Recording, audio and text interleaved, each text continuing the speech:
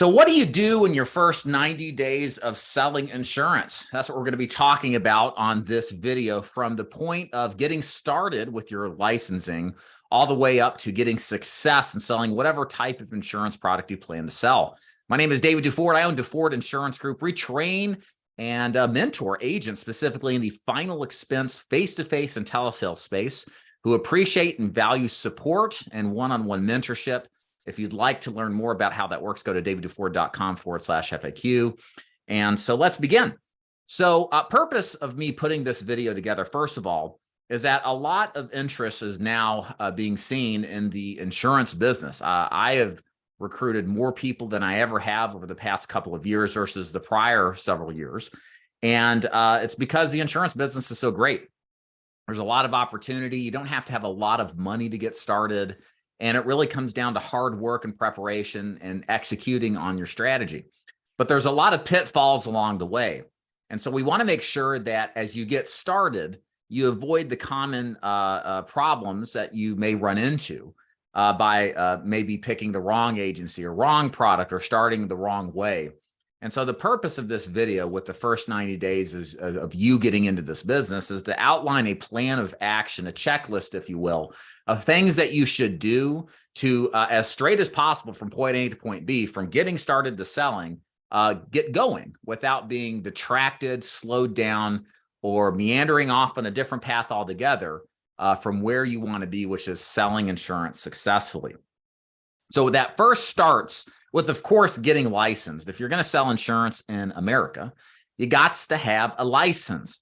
Now, which license do you get? It just totally depends on what product you want to sell. I would say, generally speaking, if I'm interested in some kind of life insurance product or I'm interested in some kind of health insurance product, get both the life and the health insurance license. Just get it out of the way. Prepare for both tests. Some organizations say you can just start with life insurance, and that's true. That's what I did.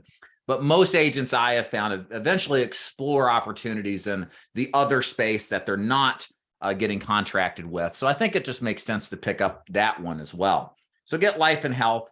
And if you're going into the P&C space, I don't think you can separate property and casualty. I don't have a P&C license, obviously, but go ahead and pick up that. Should you get life and health and property and casualty? I don't think so. I think, again, if it depends on the organ or the direction you're going, you should license in that one particular way. And just with the life and the health side, it kind of just makes sense. It's like a hand in glove. So you might as well get the license. But here's some steps that you have to take in order to get licensed. Maybe you're like, okay, I need a license. Well, how do I get a license? Well, first of all, you have to get a pre-licensing product to prepare you to take the exam at the state level. And since all of y'all here who are watching this live at Insurance Sales Success, if you go onto the classroom section, I think it's near the top of the modules, there is a discounted licensing option through Exam FX. It's more, I would describe it as the best in class pre-licensing exam. It's $69.99. There's no obligation to join DuFord Insurance Group, but I made it available. It usually goes at like $200 plus. But it's a steep discount to get your pre-licensing done. Now, if you're already involved in an agency, they may be able to get it for you for a better deal. Just take that deal, get the lowest price that you can. But $70, $69.99, whatever. It's a pretty good price. And if you want to do that and haven't yet, Exam FX just is the easiest way to learn. They've got a pass guarantee based off of you taking a couple of preliminary tests to prepare you. So it's a very good, very user-friendly interface, good people too. So you want to take the pre-licensing test, get prepared for that. I would advise you around a week to 2 weeks to study. Now, here's the thing. I got a friend down the street who is very smart, very hardworking, but he's supposedly is getting his license done. He's been working on this thing for a long time, probably a month plus. That's too long. My advice is, if you get this inspiration to get involved in this business, is don't take your momentum and your curiosity and energy level for granted. They wax and wane like everything in life. So if you're going to get involved and you really like the idea of selling insurance, get the pre-licensing and take the test as quickly as possible. In other words, set a deadline. To me, a week to 2 weeks is enough to prepare, to study, to get it done. If you let it go any longer than that, you're going to lose momentum. Other things in life are going to pop up, in my opinion. So the sooner you get it done, the better. Take life by the reins and get her done. And once you do the pre-licensing and you pass that, then you are allowed at your state to schedule an in-person exam in order to take the licensing exam. As far as the test itself, it depends on the state. I want to say it's like around 100 questions. Don't quote me on that, but it's not short, but it's not super long. You do have to go on premises for it. And one of the things is if you go through ExamFX, what's cool is they'll tell you where to go online in order to register for the test, where the locations are that you can go sit for the test, and you can basically pre-plan and get tested all within the ExamFX infrastructure. And again, I would set that test as soon as possible after you pass the pre-licensing exam. You don't want to get a test ready, then wait a week or two, in my opinion. You might have to wait a week, but 2 weeks, 3 weeks, that's too long. If you are ready to go and the information is hot on the top of your mind, please take action and go do the thing now and test as soon as humanly possible and get her done. Once it's done, then you see, and the passing, by the way, it's usually a pass-fail, 70% or greater passes, under 70% is a failure rate, right? So it's not like there's A's, B's, and C's like in college and high school. It's either you pass or you don't. You have to retake it again. Once you pass, then at that point, you want to go and then apply to get your license. Just because you pass test doesn't mean you're an actual agent. But now you're in the position to formally apply with the state. Again, ExamFX will describe to you how to do this. And then that application process can be a couple of days to a couple of weeks, depending on how bureaucratic your state is at the Department of Insurance level. They will pull your background history. One kind of adjunct or tangential question I get about that sometimes is, what if I have a background history issue? How likely am I going to get my license? And I've had lots of agents come in, thousands over the years since 2013, since I started recruiting. And the only times I can think of some agent not getting their license was when the agent had some sort of white collar, financially based criminal record or, record of some sort. I can think of one gentleman in Florida who passed a fake $100 bill or something, and he got charged with, I don't know, larceny, money laundering, something like that. And that was enough to where the state of Florida put the brakes on him. He may have ended up getting approved, believe it or not. But, misdemeanors, like if you've been, you've had drugs on you and you got a misdemeanor for that, or if you had a DUI, that's more common than you think. These are not going to usually prevent you from getting an insurance license. So don't worry about stuff like that. But I will add, ultimately, I don't know ultimately if you're going to get your license or not. You just have to take the test and apply and see what they say. They do have a process where if you get declined, that you can appeal it, and you can try to appeal to your better sense of who you are and all that stuff to convince them to otherwise issue it. So there is a process in place if you were to get declined. But again, I can't think of anybody who was flat out declined that had minor record issues, especially if it's in the past and it's something that's happened and there's not been a recurrence. It's pretty forgiving in my experience. Okay. So once you get your life insurance and health insurance license, whatever license you get, it takes about a week, give or take, depending on your state, to get your license. And it's at that point that you can begin the contracting process. But here's the thing. Before you decide, in my opinion, at this point to proceed forward with the company, simultaneously in this testing and studying process you did for your license, you do need to take some time to do due diligence. If y'all have watched my content long enough, I say due diligence, do your due diligence all the time. Because the truth about the insurance business is that 95% of agents will fail in the first 12 months. 95% of agents will fail in the first 12 months. You do not want to be a statistic. Further, you don't want to think that you're above everybody else. Oh, well, that's them. I'm different. I'm special.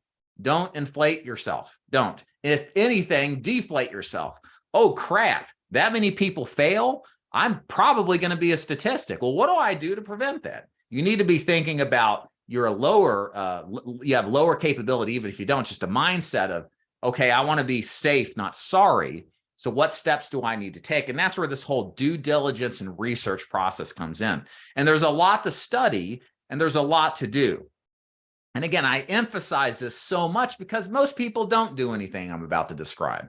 They jump in the bed with the first agency that recruits them. They find out what was promised to them isn't delivered. They realize they're in some kind of lead scheme where the company makes millions on leads, but you make zero. You actually lose money because the leads really aren't leads. They're just garbage data. And it's a very frustrating experience. And lots of people leave this otherwise awesome business with a chip on their shoulder, understandably. So we want to recognize that reality and then plan around it. And the fact that y'all are here in this live call or watching a recording means you think a little bit differently than the average agent, which is a good sign. So let me give you some tips on this. So first of all, one thing you need to research is the type of product you're going to be selling, okay? Not all products are made the same. First of all, for example, life insurance versus a health insurance product. There's a lot of people getting now recruited into Medicare. There's a lot of people getting recruited into health insurance. A lot of agencies that recruit those people. Likewise for life insurance, like final expense, IULs, Index Universal Life, mortgage protection.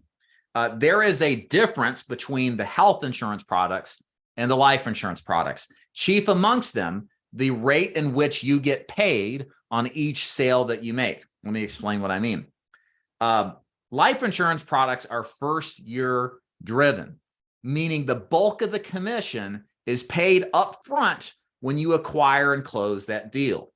Whereas a health insurance product, the bulk of the commission is paid out over time, over years of having and retaining that client. But in that first year, the commission is very low. It's the culmination of many years and selling many prospects that you build a nice passive stream of income where it becomes beautiful. It's very substantial, but it takes a long time to drive at that. Now, why is that important? Because if you're starting this business, I would say, if you're like me when I started, 95% of you, that's the number of the day, it's making up numbers, probably pretty accurate nevertheless. 95% of the agents I've talked to need to make money yesterday. As in, they're in a position, they want to get involved in this business, but making money quickly, not like, get rich scheme stuff, but, cash flowing quickly. Selling a product to cash flow quickly is imperative. They can't wait 6 months, 12 months to get paid on a piece of business they close. They have to get paid today or within a couple of weeks in order to justify their involvement in the business. Otherwise, they're going to have to go work for the man or do some other business idea. So what I'm going with this is this. It's highly likely a better strategy for most of you out there, if you want to get into the insurance business, to start your business selling life insurance, not selling health insurance, and not selling a Medicare ACA product, which is health insurance. In fact, one of the things strategically I have done recently, very recently, is I have suspended recruiting agents who just want to sell ACA or who just want to sell Medicare. Because what I've observed over the past couple of years of recruiting is that those agents who just do that don't really have a lot of longevity, because what they discover is the pay isn't very good up front. It is over time. Again, fair enough. Over time, it's great. But up front, it doesn't pay the bills. And then when you factor in the cost of doing business, your direct mail leads, your Facebook leads, or whatever you're doing to purchase leads, the juice isn't worth the squeeze. It just isn't there. And so a lot of good-meaning agents don't ever get that much traction in the business. Whereas the agents who do well in Medicare and do well in ACA in our agency, guess where they started? They started selling originally final expense or some kind of life insurance product and build enough cash flow and enough bankroll to where they could transition to these products and sell them successfully because they had money in the bank from all of their proceeds from their life insurance sales.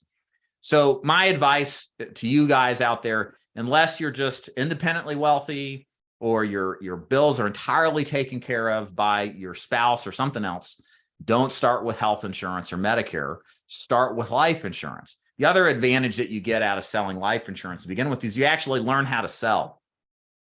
If you know how to deal with objections, get in the door, overcome concerns and questions the client has and repeat that at scale, what happens, especially like in a final expense or mortgage protection product, is those skill sets are more easily transferable over to Medicare and ACA, which are more, I would say, technically driven, but you are going to run against objections. And what I, again, find is that the agents who are well-trained in life insurance are well-trained salespeople, and they tend to deal and close more health and Medicare business because of their fundamental training that they got. So I think that's another advantage that you have as well.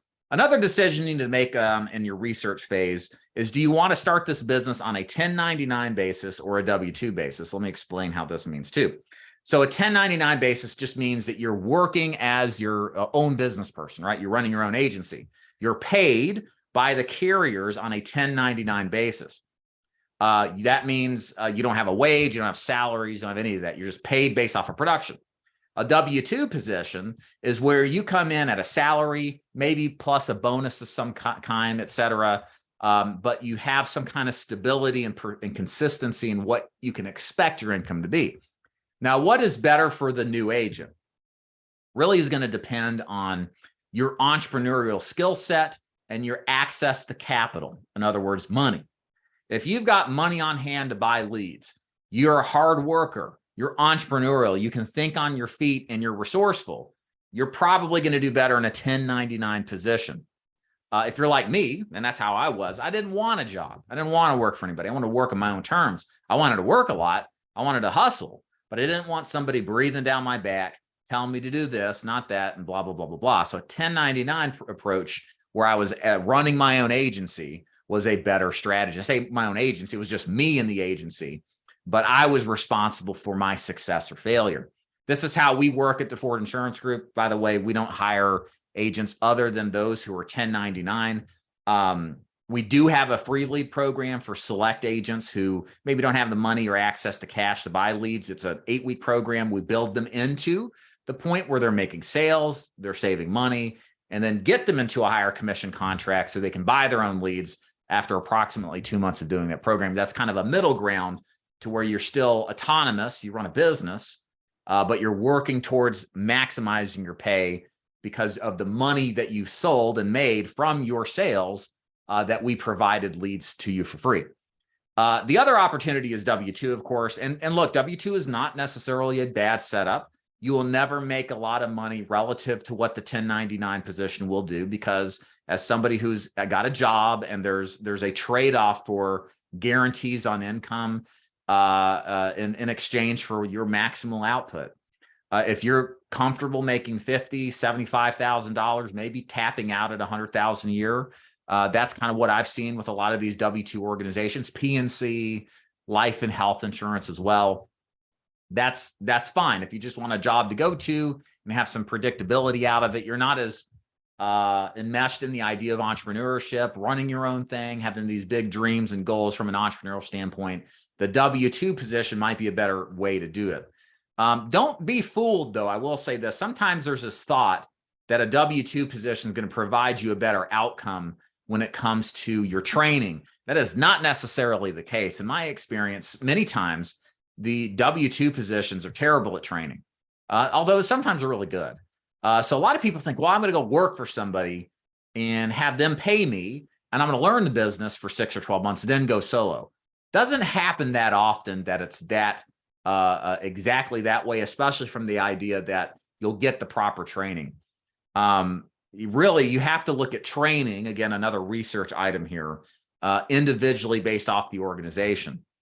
There are great organizations in 1099s like ours where we take training absolutely serious. We one-on-one train every single agent that is accepted to join the Ford Insurance Group. We make sure they're sales ready. We do things that no other agency does from a final expense and telesales and face-to-face training strategy. But there's plenty of them that just don't, and then say, hey, watch this video. Good luck. We'll see you later. Bye. Don't call me until, you're in the field, and I might call you back a month later. No kidding. There's a lot of organizations like that too. So you got to look at each of them individually to judge the quality of the training. We'll kind of get into that now, because after you've chose which type of product to choose, again, my general advice, if you're getting started, is to pick a product like life insurance. We pick final expense at the Ford Insurance Group. It's lots of prospects, generally simple product and based on more of hard work than it is on technical know-how. It's a very trainable type of product. Great one to start with. And then I like, again, personally for me, 1099 positions because I want autonomy. I want freedom. That's what attracted me to the insurance business to begin with. And if you get yourself in a W-2 position now, you've got to take orders, you're an employee again. And if you want that, great. But understand there is a difference. Now, the other element that you got to, of course, look at is which agency to join. Again, this is where most agents fall flat. They are approached by somebody. We interviewed a gentleman who wrote like 4,000 in premium his first week. He was approached by a multi-level marketing company as a waiter and told him about this great opportunity to come down and join. And it sounded great. Everything was great. And he got the sense that it was MLM, immediately was turned off, did some due diligence, and luckily found us in the process of looking on YouTube before he had signed the dotted line with said organization. Most agents aren't that lucky. They find out months after they get started that it's a bad deal.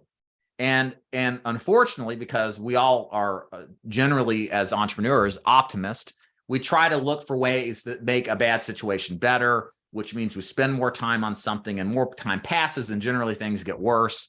And a lot of people are in the thick of it before they find a way out, if out is to another organization. Many times it's just out of the business. So it's really important that, again, you do your due diligence on the carrier, excuse me, not the carrier, but the agency, or what we call the IMO, independent marketing organization, pretty much the same thing, before you sign the dotted line. So let's talk about some items I think that are really important to consider when you're looking for an agency in that first 90 days. First of all, the culture. What's the culture like of the agency that you're joining? When I say culture, there really comes down to, is there a culture of production where the culture is about how can we help you sell more insurance? Or is the culture about recruiting, where we teach you how to recruit people to recruit others to recruit? Okay. That is really the hard line of what you will see from one organization to the next. At the Ford Insurance Group, our culture is about training people to be top producers. Our culture is about helping you become top producers and lifting up and praising those people who take action and create something out of nothing, making a sale, helping somebody who otherwise had a problem and now we solved it.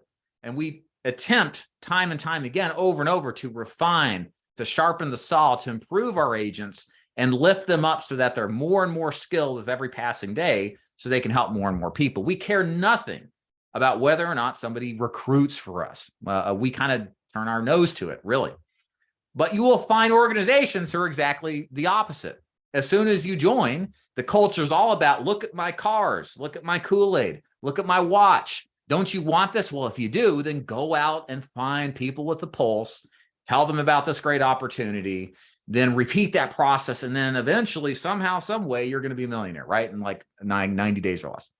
So, joking aside, what you want to do in this investigative process is, as you research these agencies, look for these signs of where their culture predominates. It should be obvious. If they're showing off their stuff, if they're showing you their planes, their automobiles, their money, it's probably a recruitment MLM scheme.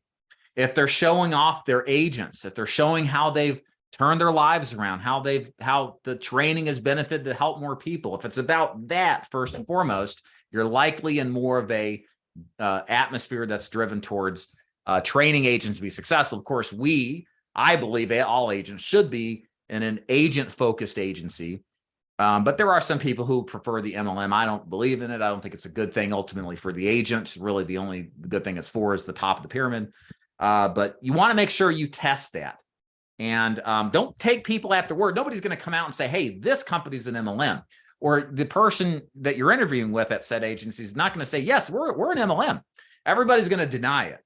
So you can't take what they say as being the research. You have to observe and think critically and see if what we've discussed today actually is what it actually is. Does that make sense, everybody?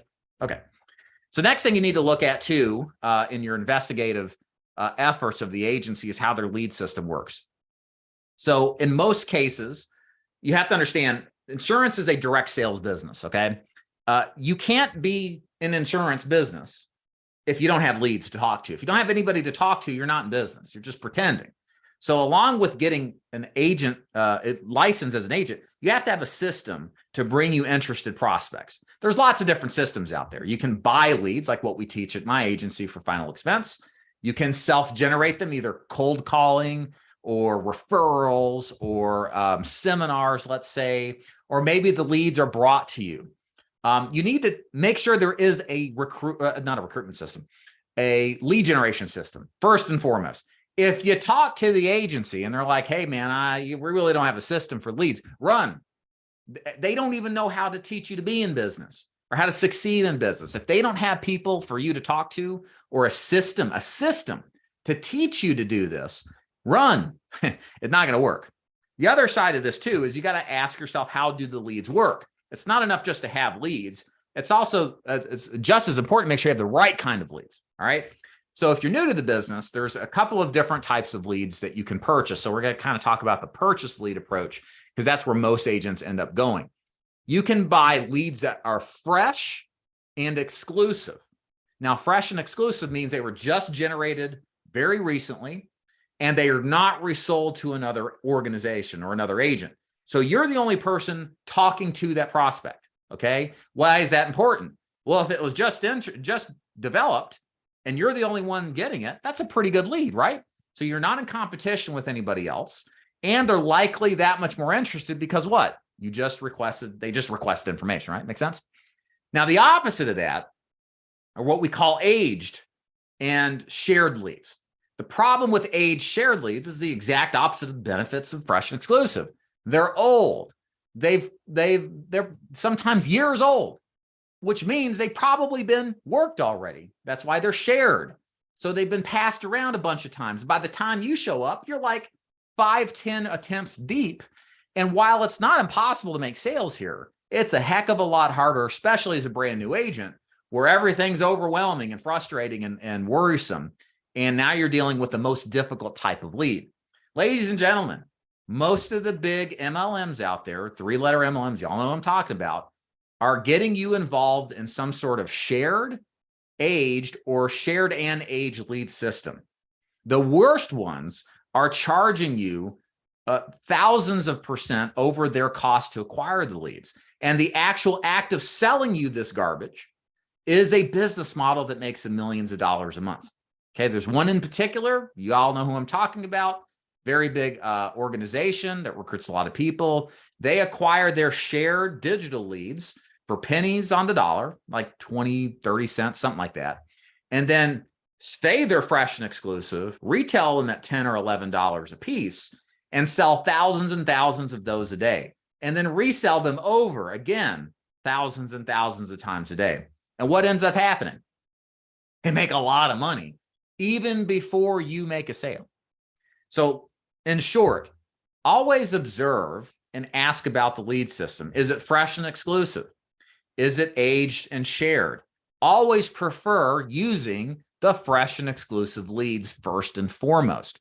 What you see time and again is top producers that make the most money in selling insurance almost always use fresh and exclusive leads. Sometimes they mix in the aged leads too. But one thing you realize as a good producer, it's like, well, I want to talk to people actually interested in talking to me that just requested the information if I have a preference.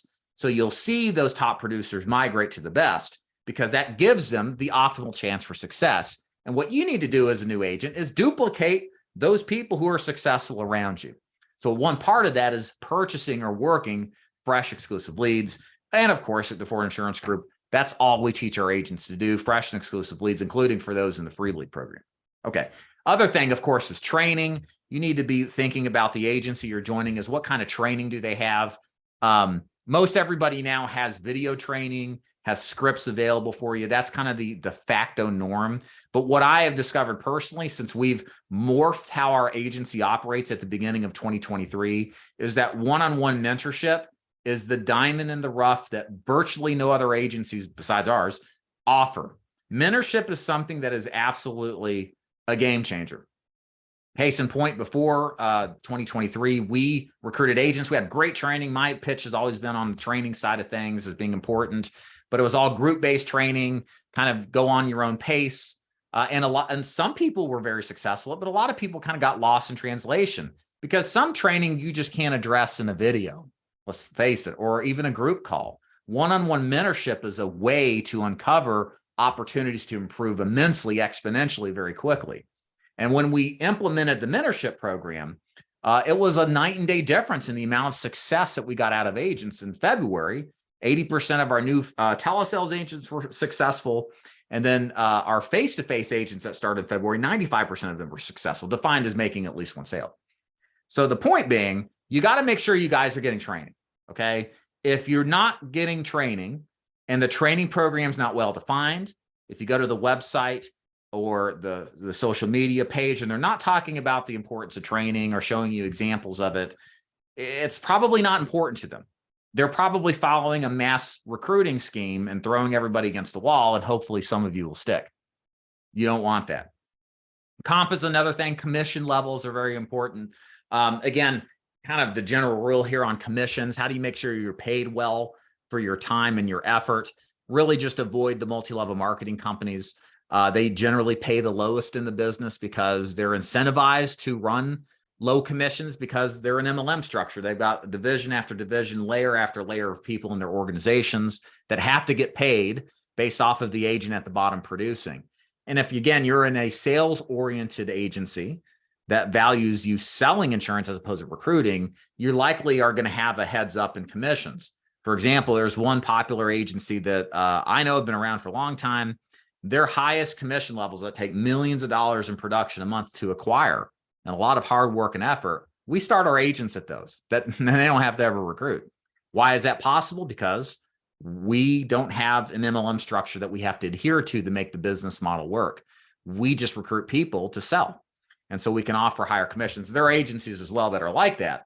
And it's really important to make sure that you're a part of that and to kind of piggyback on Tom's question, what is a good commission rate? Remember, the commission rate's a value exchange, right? It's like, what's a good price to pay for a car? Well, you know, whatever it is, it depends on what you're getting and what the value exchange is.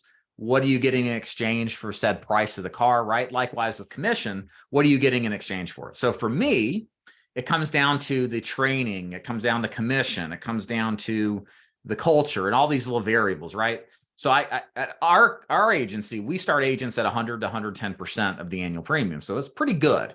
Again, the big name MLM start their agents at 60, 70, 80%. So we start them higher than that.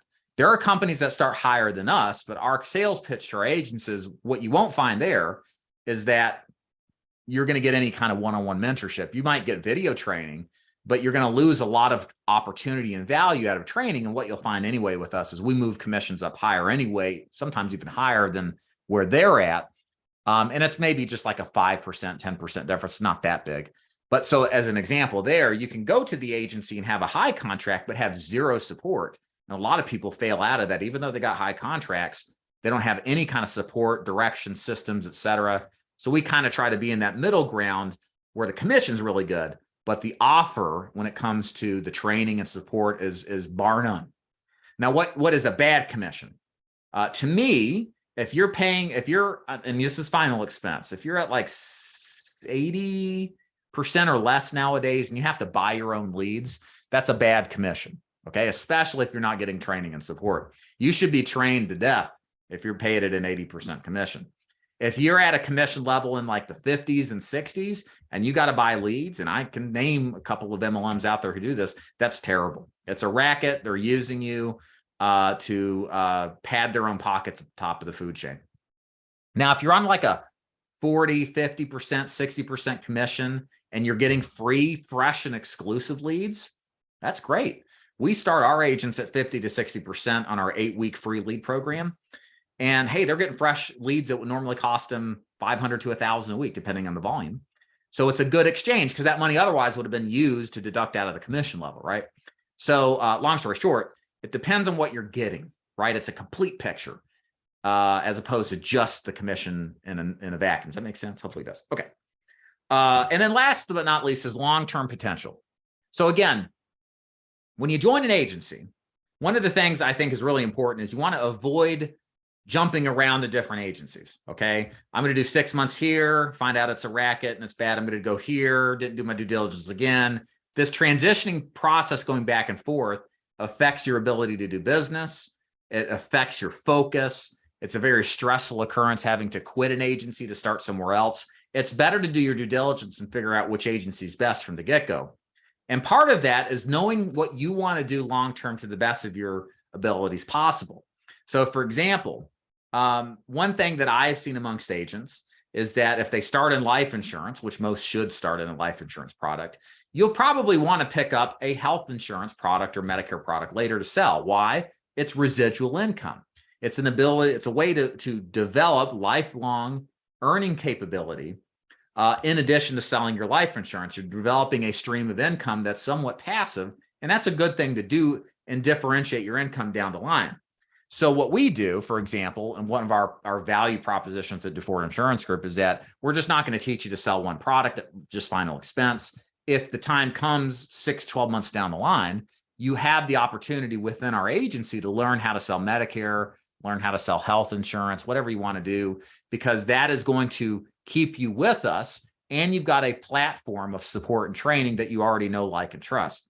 So if you're building an agency, by the way, it's a good way to keep people on longer. But on the flip side of it is that it gives the agent a long-term projection out of what they want in their career, so that they can avoid this kind of skipping and jumping around, switching agencies and getting unfocused, losing opportunities because of all of this jumping around. So my advice is, if you're looking for an agency, again, if you join an MLM, all they'll do is life insurance. They won't have this. They're going to pitch to you the agency building side of things. My perspective is most agents shouldn't build agencies. It's a very high risk, debt-laden potential business model. If it's done wrong, it can be very lucrative. I love it. I mean, I build agencies, of course I do, but it takes a lot of time and effort. And in many ways, it's not necessarily what most people want. But with my organization and others, they've understood most people are just best sticking to selling. So we offer different products that build residual and passive income streams. So you have a long-term opportunity, if you choose, and you don't ever have to switch, to do something other than final expense or their life insurance product. Okay. Next thing you need to do in your first 90 days, make sure you interview. And when you get onboarded with these or look at companies, is don't just talk to one company, talk to multiple ones. And you need to take the perspective of interviewing them.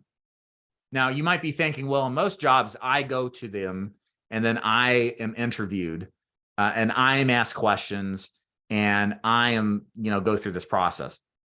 You have to turn the table on this. Okay. Every agency is always recruiting. We're always looking for talent. We're always looking for good agents. It is our goal to build our agencies up with as many talented, high-producing agents as possible, okay? But not every agency is great. In fact, what you will find more often than not is that it's a sales pitch when you get into an agency interview. They're going to try to sell you on why their agency is the best thing since sliced bread, as opposed to what you would find in a normal interview. This is kind of like a hype event where they're coming and they're going to wow you and, do the shock and awe routine. But what you need to be thinking about is asking them questions. You need to be vetting them to see if they're worth your time. Okay. So a couple of things I would recommend here. Ask them questions about what we talked about. So are you an MLM? How important is recruiting in your business model? How can I get higher commissions? Is it required that I have to recruit? Or can I just get higher commissions off of producing? How does the lead system work? Are these fresh and exclusive leads? Do you release your contracts if I find out this isn't a good opportunity for me? Can you get that in writing? Can you just send me an email that says you'll release me if that's the case, that it's not a good fit? What do you do long-term? What's my long-term goals here? These are questions that are good to ask. And when I hear this from an individual, I can tell that they've been paying attention, that they're conscientious about where they want to go, and it makes them that much more attractive, okay, as a candidate. As opposed, if somebody comes in, doesn't ask any questions, just jump right into it. I mean, that's good in a sense, but then they're going to find out a lot about the business as it happens. And that's unavoidable to a certain extent, but we want to be prepared and kind of know what to expect at the same time. And the only way you're going to know what to expect is by asking questions, right? And my opinion is, as an agency owner myself, I want to take care and answer these concerns and questions well in advance of them actually becoming a problem and manifesting into something greater. That's less time wasted for both parties, myself and the agent. So questions like this are a good thing, and you should always be asking. And the last thing I'll say about that is as you ask those questions, many times it is revealed to you and how those questions are answered about how it will work working with the agency. So if you start asking these questions and they get pissed off, they get angry at you, they mock you because you're asking good questions, and they won't say it's good questions. But if they act in some sort of passive aggressive way or disrespectful way, or they're short with you and you don't feel like they're reciprocating in good spirit, run.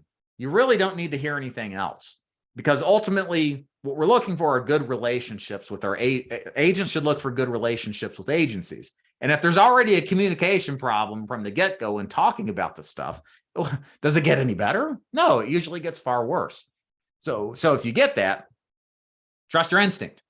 You shouldn't get pushback. You should get appreciation. Okay. Now, let's say you do all this process. You interview a couple of agencies. You find the perfect fit. You mutually go into business with you. What do you do at that point? Again, we're in that first 90 days. I don't know. We're probably somewhere in the first 30 to 45 days. It's kind of how I look at it. What do you do? This is really, really important. This is modern day first world problems we have to deal with. Number one, drown out the noise. I will say this for you. You might be shocked and surprised, but if you've done everything I've talked about and you join the agency, you need to shut off YouTube. You need to shut off Facebook.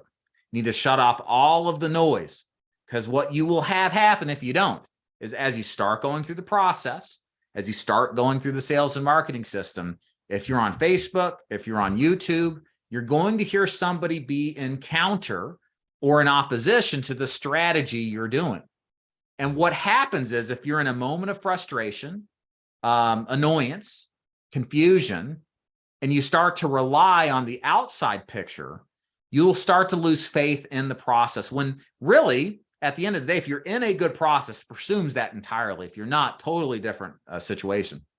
But even good processes are difficult. I think our system's great at DeFord Insurance Group, but you're going to be frustrated.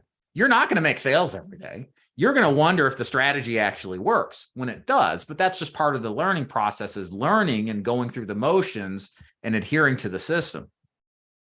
And what I find now, it's an interesting situation we're in, is that information is so accessible. And if you need an opposing opinion, just look hard enough on YouTube or Facebook and you'll find it. But for a certain type of personality, it's very detrimental. Whereas if you just purposely shut off the noise and focus your efforts on what you're being taught, many, many, many more times than often, that's the best thing you could do. It just takes a lot of discipline to deal with the noise in a way that gets rid of it. A case in point, I've got a book up here. It's called Growing Rich by Randall Baskin. I've mentioned this a number of times. Randall grew up in Middle Tennessee, outside of Murfreesboro, tin roof, dirt floors. Dad's a drunk, mom's psycho, right? Not a good upbringing, just dirt poor. Went to work at a glass place, answered an ad in a newspaper about selling insurance. Of course, they said nothing about the insurance till they got there. And he just went into it.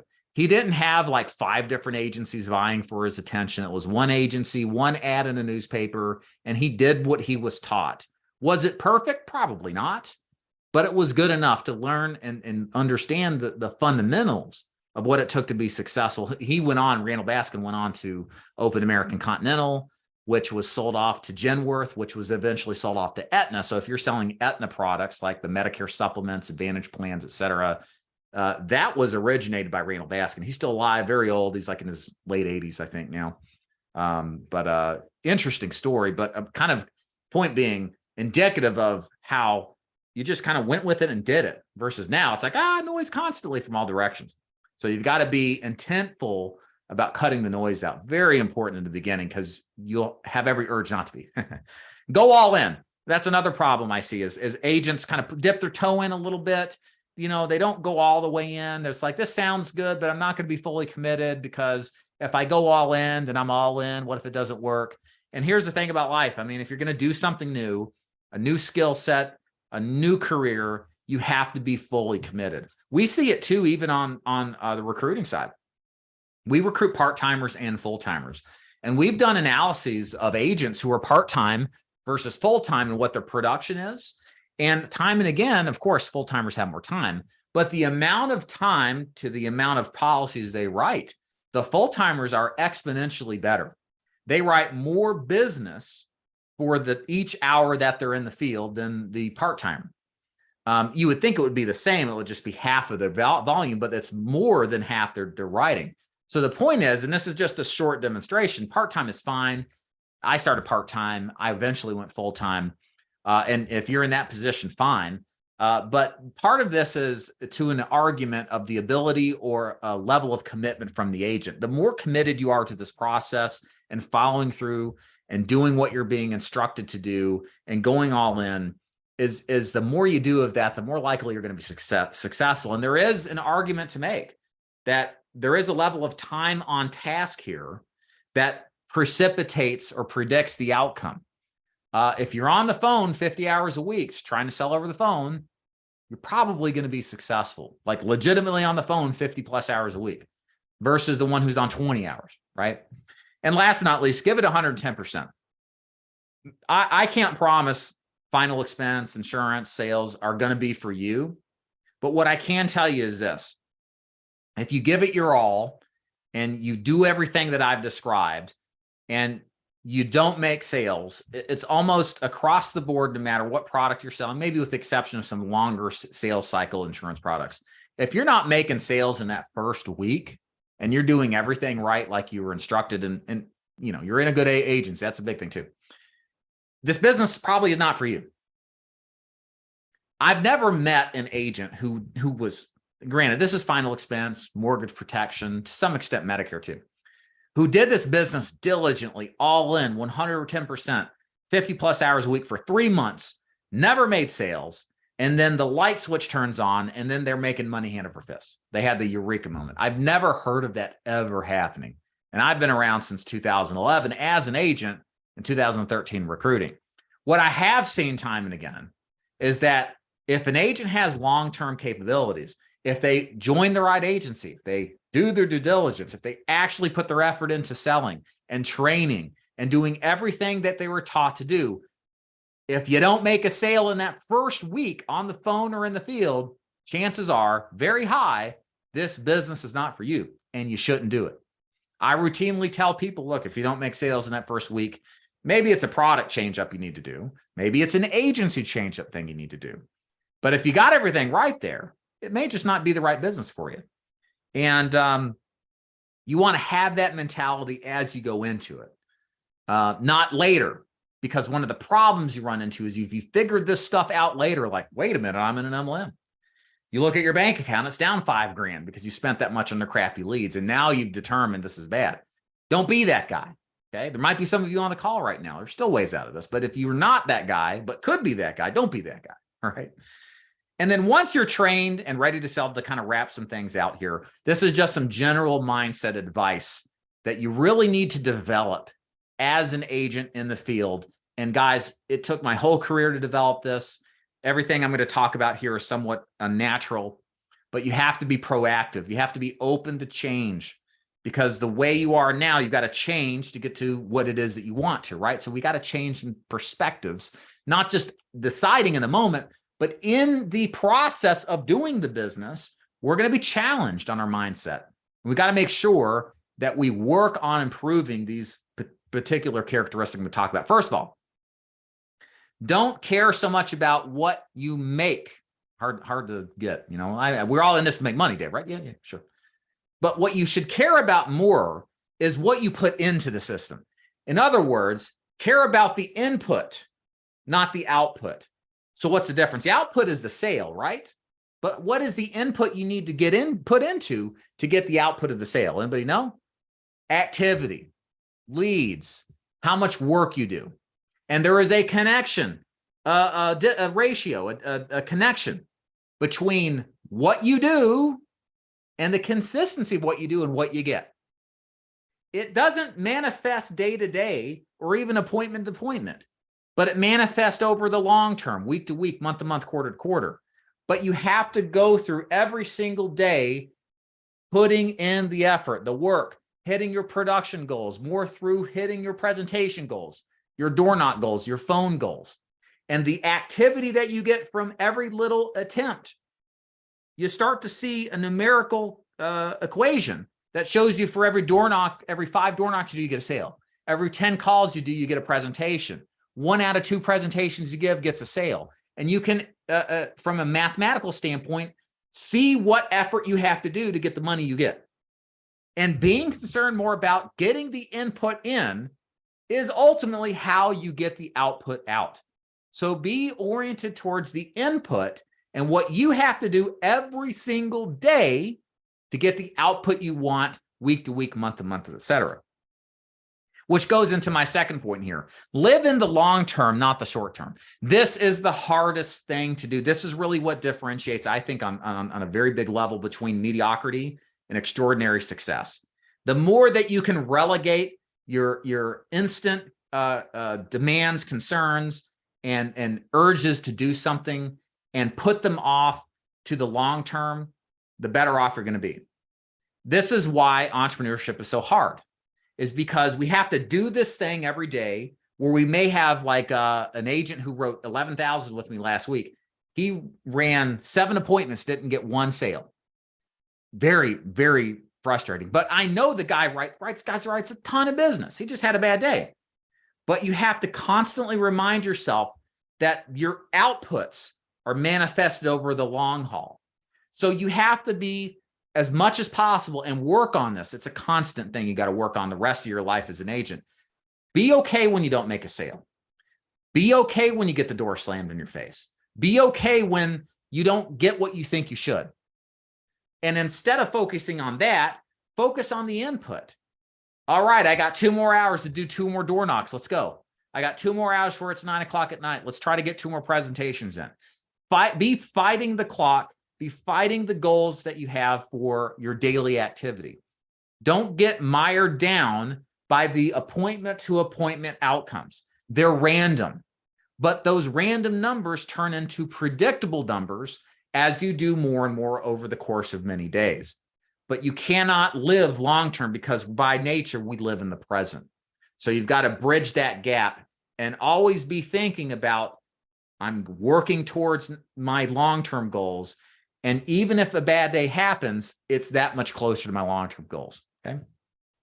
Make sure in your processes you get trained and you're in an agency also to ask questions, speak up, and be in control of your business. You don't want to be at the mercy of others. You have to be responsible for your business. A famous Brian Tracy used to say this. This is one thing I picked up from many of his books I read. Sales Trainer, if you haven't checked them out. Some of you guys know what I'm talking about. I am responsible. I remember reading that when I was reading his book, and I was like, hey, that makes sense. And basically he would say, okay, it's kind of like a saying that you say to yourself when you get up, when you go through life, when things happen to you, always say, I am responsible, even if you're not responsible, because the act of saying I am responsible starts to get your mind thinking about how you can own that problem and therefore what? Solve the problem, right? And when you're in business, you don't have anybody to blame anymore. You don't blame your employees, your boss, or anybody else. You blame you. And that is freeing because you're in control. You're in charge. You are responsible. And when you run an insurance business, it's your responsibility to get out there and make things happen. And you have to own that. You can't run from that like you could maybe a little more easily if you work for somebody else. So make sure that you say that and keep to go. You're welcome. See you, Marie. And don't be afraid of asking questions. The only stupid question is the one that's not asked, in my opinion. And make sure that you're getting all that you should be as an agent, the training, the support, et cetera. If you need help, ask for it. Don't be quiet. Don't be a wallflower. And the last thing here before we wrap it up is to remember, as in life, there are ebbs and flows to everything, right? There are some times in life where everything goes great. People throw their checkbooks at you, figuratively speaking. You can do no wrong. And then there are other times in life, ladies and gentlemen, where nobody buys. They should buy, but they're stuck on something. They're just silly people, whatever the excuse is. And everything you do, you just can't force a sale. There's no way to get around that. That's life. Okay. You have to just commit to it and accept it and understand that the way through bad times is by doing more. It's by taking massive action. It's not by quitting. Quitting, the only way you quit is when you stop. But if you keep going, keep pushing through those hard times, you'll eventually get out of it. And understand eventually there will be upsides. Enjoy them while they last. When everybody throws a checkbook at you, it's a nice time in life. It sure is. But don't think that it'll necessarily last. Again, as in life, there are ups and downs, and that certainly won't change either. And especially in the beginning, you're going to experience this. The one thing I'll say, kind of wrapping this up, is this is an emotional roller coaster business. You're going to have great times. You're going to have bad times. Your emotionality and mindset is going to be tested. If it's not, you're a robot, and none of us are here yet. So except if you're frustrated, you're mad, you hate the prospects you see some days, you regret being in this business, like so does everybody who's been in it long enough. They have those feelings and thoughts, but the differentiating factor is what they do in response to having those thoughts and those emotions. And truly the outcome is enduring. It's going through it. It's keep going, keep moving. And you'll find a lot of lessons are learned that way that really can't be manifested or talked about or explained on a Zoom call or a YouTube call. And there you go. So there's a lifetime of lessons and mindset training, as well as some preparatory stuff you should do in your first 90 days. Again, hopefully it's kind of what you thought it would be. Lots to talk about, but a lot of this is setting it up the right way. Please don't discount that. This is a wonderful business. That I wish, the only regret I have about this business, I wish I started it out of high school, as opposed to when I was 26. I'm 38 now. And I'm glad that when I failed, that I kept going, that I didn't tap out entirely in my first year. And find a way to keep going. Surround yourself with people who are successful, who have your best interest in mind. Steer clear of the hype fest, the MLMs, and get good training. That's what I would advise you. So ladies and gentlemen, hope you enjoyed today's training. Of course, that was the fastest hour I've ever done. So hope you guys liked it. And we will be back tomorrow. What are we doing tomorrow? We're talking about the 10 tips, something or other. 10 tips to do something. 10 tips for, let me read it for you, new face-to-face agents. So we'll kind of talk more about the process of selling final expense on a face-to-face basis to do as best as you can, more specifically of a training for that. So thanks again, ladies and gentlemen. Hope you enjoyed the training, and see you next time. Bye.